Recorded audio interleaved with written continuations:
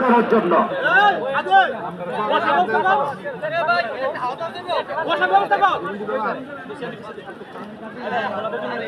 আমরা আমি গ্রাম police budget অনুরোধ করবো এই জায়গাটা ক্লিয়ার করে খেলা শুরু হবে। মধ্য সার্কেলে দুটি টিমই কিন্তু অত্যন্ত নৈপুণ্যতম খেলা আমাদের মাঝে আগামী খেলা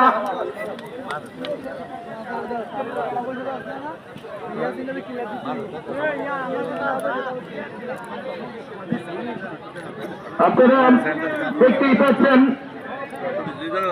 আমাদের অফিসার তদন্ত সদস্যার মঞ্চে আসন গ্রহণ করছে। আমরা মনির হোসেন 16 লক্ষ টাকার গোল্ড কাপ ফুটবল টুর্নামেন্টের পক্ষ থেকে একটা হাততালি দিয়ে তাকে স্বাগত জানাই, অভিনন্দন।